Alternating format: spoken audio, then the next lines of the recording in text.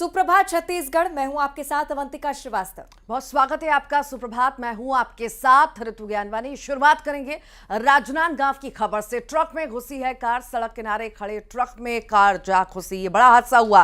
Car चालक युवक की घटनास्थल पर मौत होना बताई जा रही है। सीमेंट से ट्रक भरा हुआ था। अंबागढ़ थाना के घुपसाल गांव का ये पूरा मामला आपको बता रहे हैं। राजनांदगांव से बड़ी जानकारी। कार चालक युवक की घटनास्थल पर ही मौत होना ये स्पष्ट भी करता है कि बहुत ही भीषण टक्कर यहाँ पर हुई है। सीमेंट से ट्रक भरा हुआ था। ट्रक में ये कार जा घुसी। सड़क किनारे ट्रक पार्क्ड था और उसी दौरान कार अनियंत्रित होकर इस ट्रक से जा भिड़ी। कार चालक युवक, जिसकी घटनास्थल पर ही जान चली गई, अस्पताल तक पहुंचाने का समय भी नहीं मिला। सीमेंट से भरा हुआ ये ट्रक जो कि सड़क किनारे खड़ा हुआ था। अंबागढ़ थाना के खुपसाल गांव का ये पूरा मामला। लगातार हादसों की जानकारी सामने आती हुई राजनांदगांव का भी ये हादसा दिल दहला देने वाला। हालांकि परिस्थितियां क्या रही ये पता लगाने का प्रयास पुलिस की तरफ से भी किया जा रहा है। तस्वीरें आप देखिए इसी कार की जो ट्रक से जा भिड़ी है। हादसे के दौरान का ये पूरा मंजर हम आपको दिखा रहे हैं और ये चालक जिसकी घटनास्थल पर ही जान चली गई।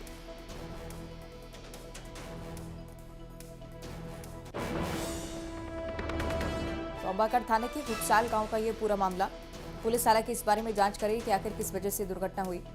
हो सकता है कि चालक को नींद आ रही हो या काफी तेज रफ्तार में गाड़ी रही हो, कोई भी वजह हो सकती है। हालांकि पुलिस इस एंगल से भी मामले की जांच करेगी कि कहीं शराब के नशे में ड्राइवर ना रहा हो।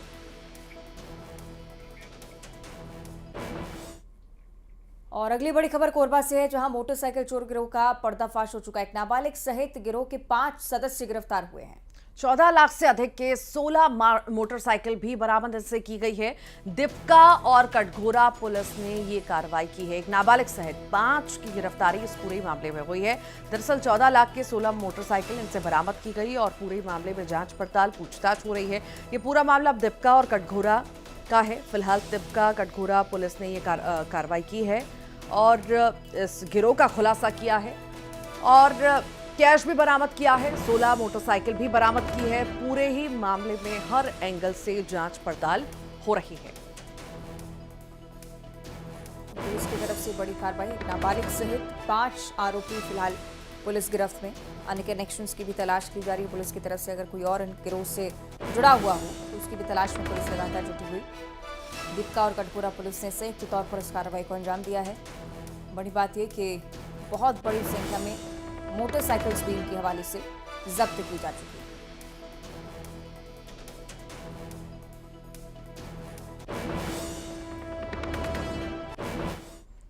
अब 3 दिसंबर को होने वाली मतगणना पर सभी की नजरें टिकी हुई हैं। 17 नवंबर को हुए मतदान के बाद से सील बंद ईवीएम को कड़ी सुरक्षा के बीच कोनी के शासकीय इंजीनियरिंग कॉलेज में बनी स्ट्रांग रूम में रखा गया है। यहाँ सुरक्षा और निगरानी के लिए सीसीटीवी कैमरे लगाए गए हैं। बीएसएफ, एसएएफ के साथ ही जिला पुलिस बल से स्ट्रांग रूम में 3 लेयर सिक्योरिटी है। स्ट्रांग रूम में आने वाले हर अधिकारी से लेकर कर्मचारी तक की कड़ी जांच की जा रही है। स्ट्रांग रूम में ईवीएम से छेड़छाड़ ना हो, इसके लिए राजनीतिक दलों और प्रत्याशियों ने भी अपनी टीमें तैनात कर रखी हैं। इस सुरक्षा को लेकर हम आपको जानकारी दे रहे हैं। हालांकि रात में पार्टियों के एजेंट भी डटे रहते हैं। इतनी सक्रियता पार्टियों की तरफ से कि शिफ्ट लगाई जाती हैं, लेकिन प्रशासनिक स्तर पर भी सुरक्षा के कड़े इंतजाम। 3 लेयर सिक्योरिटी है। बीएसएफ, एसएएफ के जवान यहां पर लगातार तैनात रहते हैं। 3 दिसंबर का इंतजार है जब मत पेटियां खुलेंगी, लेकिन उससे पहले सुरक्षा की चाक चौबंद व्यवस्था। हमारे साथ कुछ नेता है। आप कब से यहाँ पर पहुंचे हुए, किस तरह की निगरानी कर रहे हैं, क्या निर्देश है पार्टी से? पार्टी का निर्देश है कि क्रम वाइज हर विधानसभा के लोग आते हैं और कुछ भी त्रुटि न हो इसकी निगरानी करते रहना, क्योंकि ऐसे कई जगह कुछ घटनाएं हुई हैं तो संभावना से इनकार नहीं किया जा सकता। इसके लिए आप भी, जैसे ये भी अपने सुरक्षा के लिए इन लोग मुस्तैद हैं, वैसी पार्टी की तरह से हम लोग भी सिपाही के रूप में उनके दिशा निर्देश के अनुसार हम लोग भी मुस्तैद हैं और निगरानी कर रहे हैं। और यहाँ हर स्ट्रांग रूम में सीसीटीवी कैमरे लगे हुए हैं और वहाँ तक तो किसी को भी जाने का परमिशन नहीं है। इवन केंद्रीय सुरक्षा बल भी ऊपर नहीं जा सकते। पूरे बैरिकेड्स लगे हुए हैं और नीचे मॉनिटर लगा हुआ है जिसमें पूरे विधानसभा के सीसीटीवी फुटेज दिखाया जा रहा है और उसको जूम करके भी दिखाया जाता है। और यहाँ परिंदा भी पर नहीं मार सकता। और अभी तक की स्थिति में पूरी मुस्तैदी से जवान और हमारे कांग्रेस के सिपाही और जो भी भाई हैं सभी मुस्तैदी से अपनी अपनी भूमिका का निर्वहन कर रहे हैं। आप लोग रात यहाँ रुकते भी हैं? जी हाँ, हम लोग यहाँ रात रुकते हैं, दिन भर अपने मॉनिटरिंग करते रहते हैं। क्या क्या दिख रहा है? कुछ गड़बड़ी की आशंका है? आशंका तो नहीं लग रहा, फिर भी अपनी तरफ से अपनी पार्टी के आदेश के अनुसार हम लोग यहाँ आके मॉनिटरिंग कर रहे हैं। किस तरह के कितने कौन कौन लोग यहाँ पर आते हैं? कौन कौन सी पार्टी के आ गए हैं?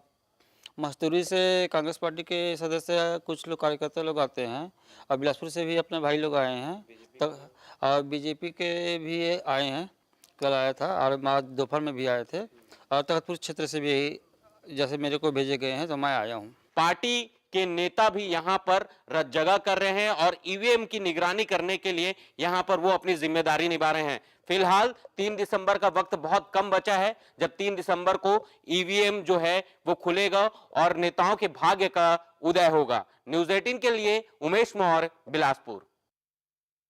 और अब जिक्र करेंगे राजधानी रायपुर का, जहां T20 मैचेस को लेकर तैयारियां लगभग पूरी हो चुकी हैं। दोनों ही टीमें आज अभ्यास मैच के लिए ग्राउंड पर उतरेंगी। 1 दिसंबर को ये मैच होने जा रहा है। भारत बनाम ऑस्ट्रेलिया का T20 मैच होगा। मैच के दौरान चिकित्सीय टीम भी तैनात रहेगी। पैरामेडिकल स्टाफ और आवश्यक दवाओं के साथ 5 डॉक्टर मौजूद रहेंगे। सुरक्षा के पुख्ता इंतजाम इसके लिए किए गए हैं। जनरेटर लाइट में क्रिकेट मैच खेला जाएगा। मैच के बाद आतिशबाजी और लेजर शो की भी तैयारी की गई है।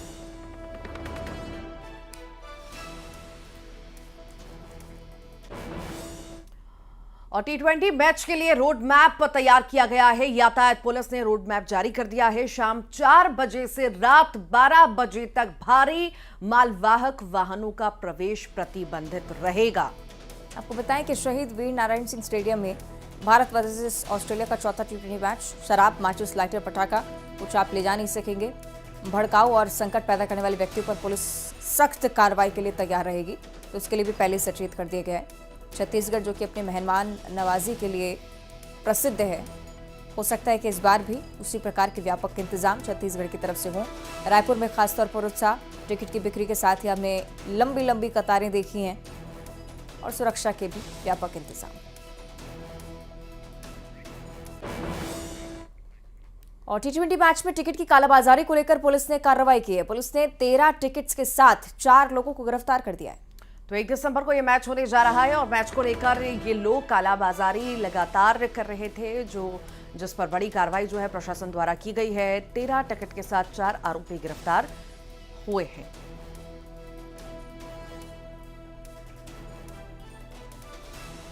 तो टिकट की बिक्री के साथ ही कालाबाजारी की सूचना मिलने लगी थी।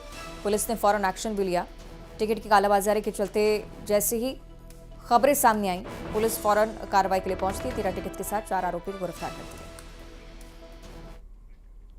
अंबिकापुर में चीनी वायरस H9H2 को लेकर सरगुजा जिला प्रशासन अलर्ट मोड पे है। केंद्रीय स्वास्थ्य मंत्रालय के अलर्ट जारी करने के बाद मेडिकल कॉलेज अस्पताल में तैयारियां की जा रही हैं।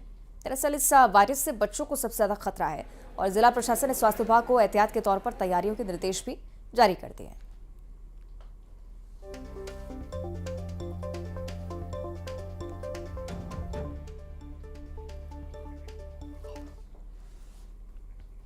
और न्यूज़ 18 पर बोलते हुए पंडोकर सरकार ने एक बड़ा दावा कर दिया है। छत्तीसगढ़ में आगामी समीकरणों को लेकर उनकी तरफ से संकेत। उन्होंने कहा कि कांग्रेस की सरकार बनने वाली है तो भूपेश बघेल मुख्यमंत्री हो सकते हैं। पंडोकर सरकार की तरफ से बड़ा दावा।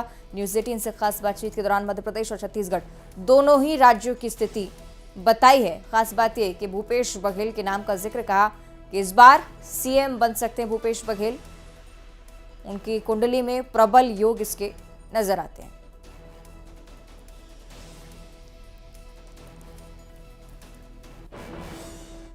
थोड़ा भाजपा की ओर वोट मत बढ़ा है और आगे थोड़ा सा वहां भी टकराव बन गया है, लेकिन वहां भी कांग्रेस की सरकार ही आगे बनती दिख रही है, ऐसा मैंने देखा था और वही बन रहा है।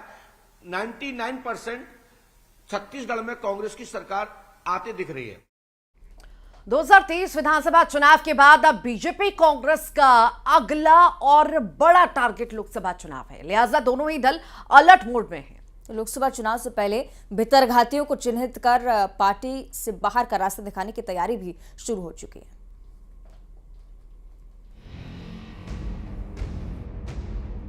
जनता के भरोसे की परीक्षा में किसे कितने नंबर मिलेंगे, इसका रिपोर्ट कार्ड तो 3 दिसंबर को सामने आएगा, लेकिन नतीजों से पहले ही बीजेपी और कांग्रेस ने मिशन 2024 पर काम करना शुरू कर दिया है।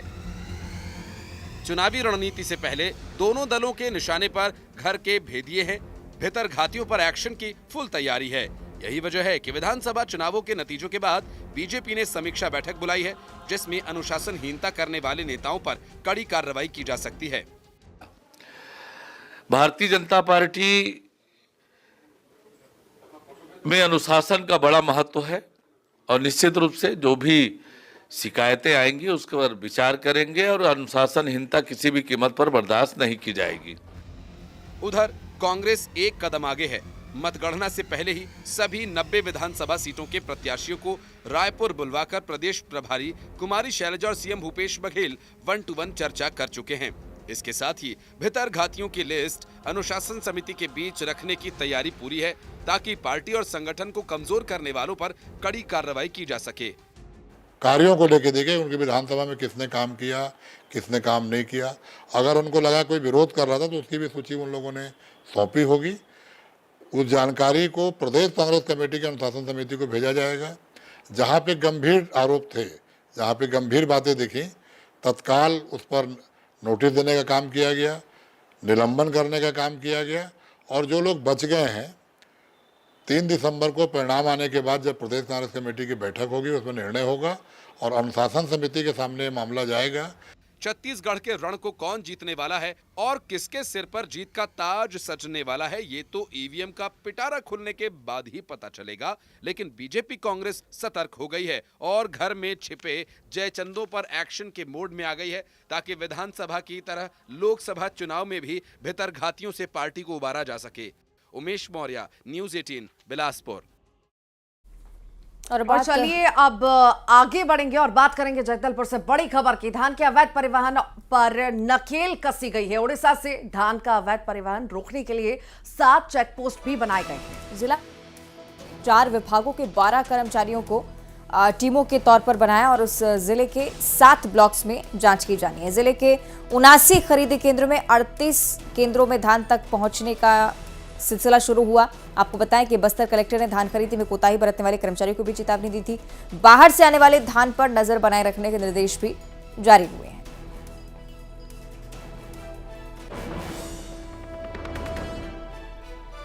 तो उड़ीसा से अवैध परिवहन का ये जो खेल चल रहा था और इसे रोकने की कोशिश अब की जा रही है। धान के अवैध परिवहन पर नकेल कसी जा रही है। 7 नए चेक पोस्ट बनाए गए हैं। 4 विभागों के 12 कर्मचारियों की ये टीम रहेगी जो निगरानी करेगी।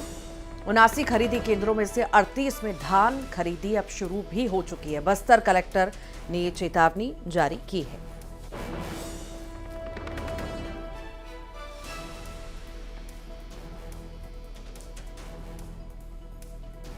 तो धान खरीदी को लेकर जो प्रक्रिया है लगातार चलती आ रही है और उसके साथ ही अवैध परिवहन पर नकेल कसने की कोशिश निगरानी चेक पोस्ट पर भी की जा रही है। साथ ही साथ कर्मचारियों को भी बताया गया है कि खास तौर पर समझें इस बात को कि किस प्रकार से अलग अलग जगहों से अवैध धान की बिक्री काफ़ी तेज़ी पकड़ रही है और बहुत ज़रूरी कि आप अपने स्तर पर सचेत रहें। और इसी के लिए कर्मचारियों को निर्देशित किया गया। करीब 38 केंद्रों पर धान के पहुंचने का सिलसिला।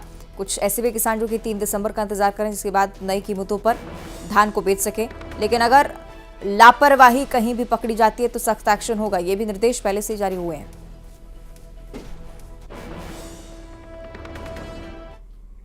और अब बात करेंगे जशपुर की, जहां लापता छात्रा बरामद की जा चुकी है। कॉलेज के लिए निकली ये लापता छात्रा अब पुलिस ने पकड़ी है। छात्रा को रायगढ़ से पुलिस ने बरामद किया है।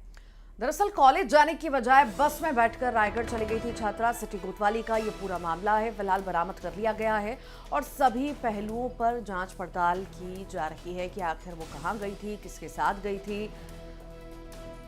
तो सभी पहलुओं पर जांच पड़ताल पुलिस फिलहाल कर रही है। कॉलेज के लिए ये छात्रा निकली थी और लापता हो गई थी, अब बरामद हो चुकी है।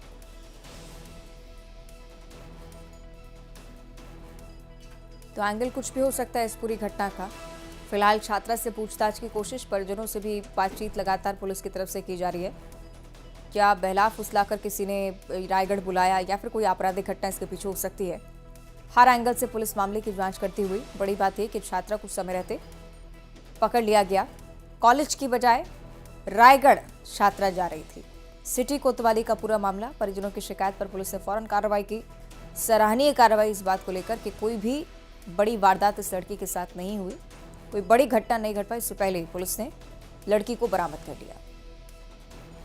तो मामले की जानकारी पुलिस की तरफ से ली जा रही है कि आखिर कहां से कनेक्शन जुड़े हुए हैं।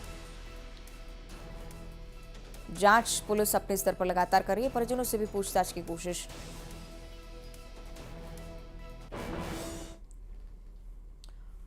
और भोपाल से बड़ी खबर की अब हम बात करते हैं। एयरपोर्ट रोड पर भीषण सड़क हादसा होना बताया जा रहा है। एयरपोर्ट रोड पर यह हादसा हुआ जिसमें 3 लड़कियां गंभीर रूप से घायल हुई हैं। तो कार में सवार लड़कियां जो कि घायल हुई, ट्रक की चपेट में ये गाड़ी आ गई थी और उसी के चलते दुर्घटना को लेकर ये सूचना। ट्रक की चपेट में कार आई। एयरपोर्ट रोड पर यह भीषण सड़क दुर्घटना, आसपास लोग सहायता के लिए पहुंचे। फौरन लड़कियों को अस्पताल में भर्ती करवाए गए। वो कार आप देखिए, और ये हादसे के बाद का मंजर जो ये बयां करता है कि बहुत ही भीषण टक्कर रही।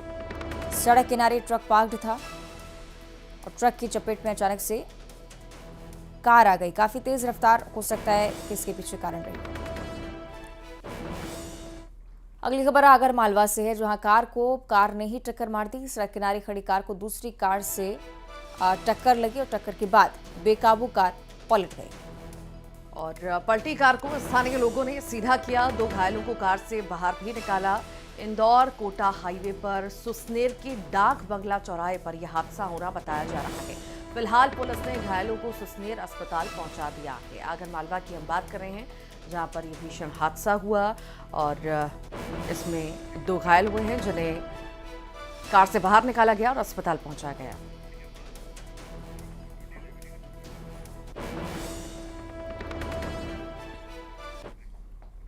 और अब रुक करेंगे छत्तीसगढ़ टॉप 20 का।